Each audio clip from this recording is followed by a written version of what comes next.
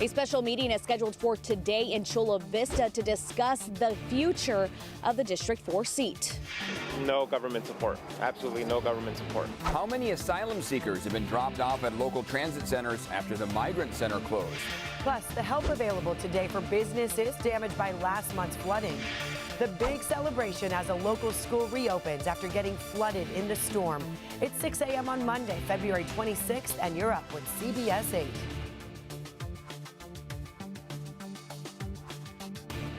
Thanks for joining us here, 6 a.m. on this Monday. I'm Eric Connard. And I'm Neda Irampour. So glad you're with us. And we do want to start off this Monday with meteorologist Evan Narani to get a check of that forecast so we can all get ready and make sure we're dressed accordingly. What should we wear today? Yeah. So I think that today's a great day to have on your standard kind of maybe long sleeve shirt or even short sleeve shirt by the afternoon, but to bring the jacket for the AM hours. Perfect. Jacket is going to come in handy because we could run into some showers between, especially now and noon, it looks like. By the time we get to the afternoon hours, we're going to see a much smaller opportunity for rain in the forecast, about 20%. So today we are looking at about 1/10 of an inch of rain. It's going to stay very, very light for us, and some spots won't see it at all. It'll stay dry for some spots. It's going to be mainly scattered showers, not very uniform, very weak cell that we already see starting to arrive on shore. North County might be seeing some sprinkles as we speak. Coming up, we'll talk about what the rest of the week looks like and about our next chance for rain coming into the weekend. Back to you.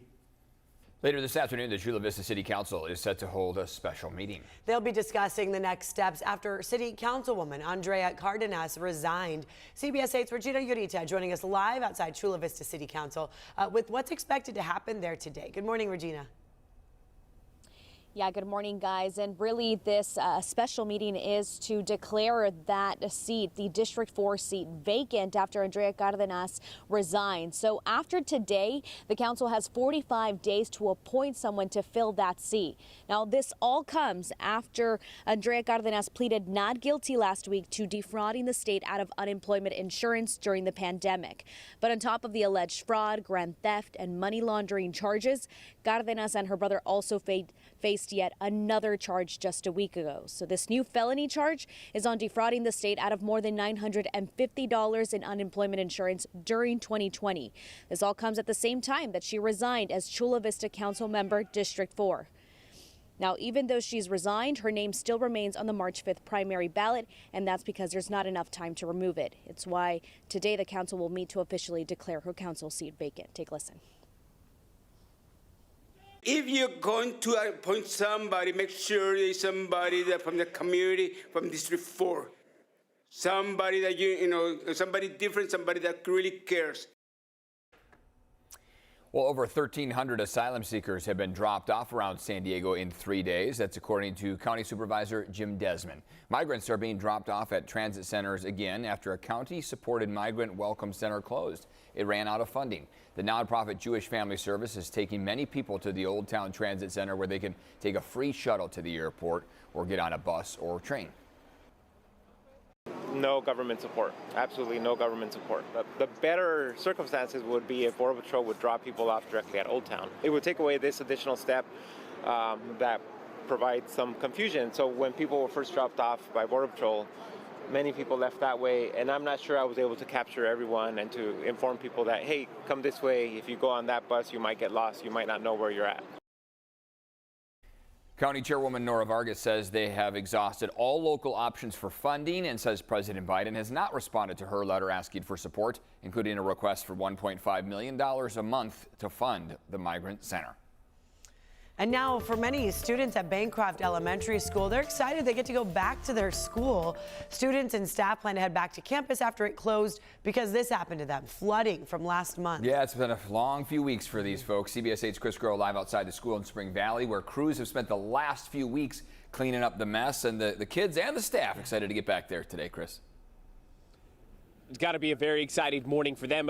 Again, returning to some sense of normalcy after so many in this community dealing with the results of those heavy rains that we saw happen there on January 22nd and therefore after that. Now, the work to take care of this building, to get it back up and running, that took a lot. In fact, take a look at the video. You can see just how flooded, how damaged it was. 32 classrooms, 500 students in total that because of the floods had to go over to another school school nearby, Spring Valley Academy, where there, again, that's a school for older children. You have these elementary school children now mingling in, trying to get back to class here while their school is being fixed up. Now, they were able to get those large dryers, humidifiers, as well as power washing some of that dirt and grime away, and they were able to get this going here in just about a month's time. And now today at 8 a.m., they'll be having a special ceremony welcoming the staff, the children, those families back here to Bancroft Elementary School. We'll, of course, have live coverage of that, including any potential new developments that come from today's special ceremony. Eric and Netta. All right, Chris, thank you for that. We'll check back with you soon throughout the morning here. This morning, the U.S. Small Business Administration said to help businesses impacted by last month's severe storm. It's opening a business recovery center in National City today. Business owners can get access to services and low-interest loans. It'll open at noon at the Southwestern College Higher Education Center.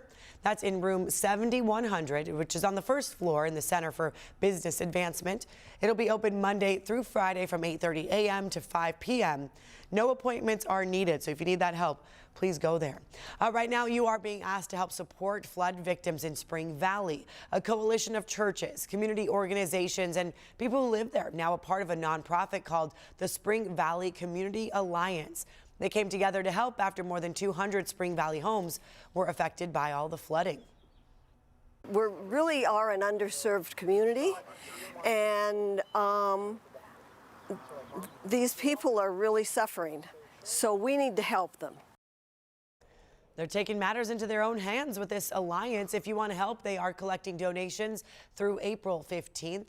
And if you need help, you can request assistance through the Spring Valley Community Alliance's website. We have all the information under the link to this story. Just go to cbs8.com. So yes, rain in the forecast here, but it doesn't sound like it's going to be a county-wide constant storm that we've seen over the past few weeks. Not a planned ruiner. No, I don't think Yes. so. Okay. We are going to mainly see showers pop up throughout the morning into the afternoon.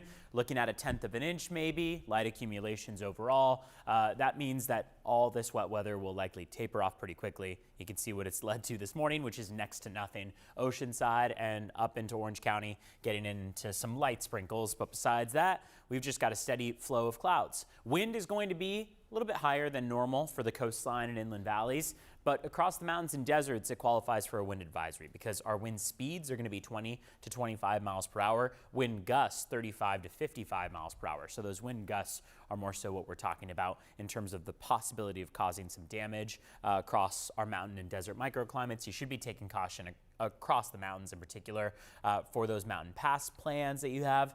And then across the deserts, we're watching for some blowing dust as a possibility. That will take effect at 10 p.m. It'll last all the way through noon tomorrow. Sunrise is at 6:20. Got another 12 minutes or so on that. Sunset's coming at 5:43. And you can see how we're working with a good amount of cloud cover. Not exactly clear skies, but we're also not seeing those clouds too low to the ground in most cases. That was a live look outside. We'll continue to monitor what that view looks like and see if we see any rain popping up. But for now, things are pretty light. 55 degrees right now walking out the door in Oceanside and Carlsbad. 52 in Poway. 48 in Ramona, 52 in Alpine to start off the morning, and 57 in downtown San Diego. You can tell what a urban heat island looks like when we start to see those warmer overnight low temperatures, especially for the downtown area.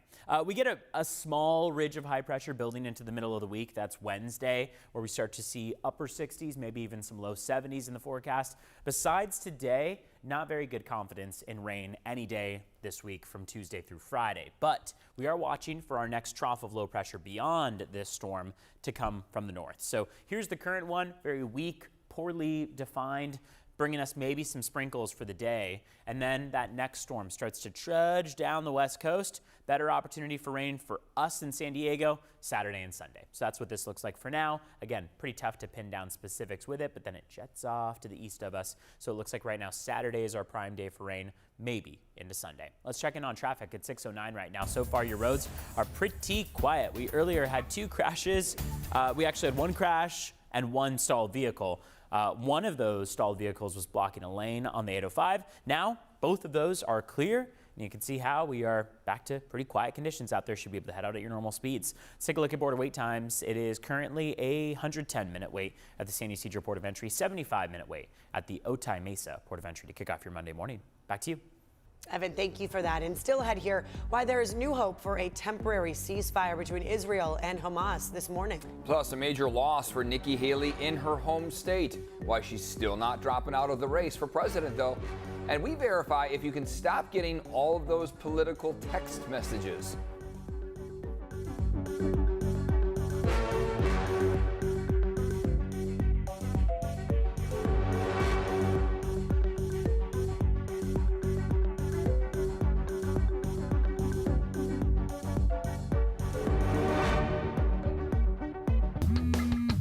Not an early riser? If you can't watch CBS 8 Mornings live, watch us on your own time on CBS 8 Plus. Add our app today to your Roku, Fire TV, and now Apple TV, and watch us on your schedule.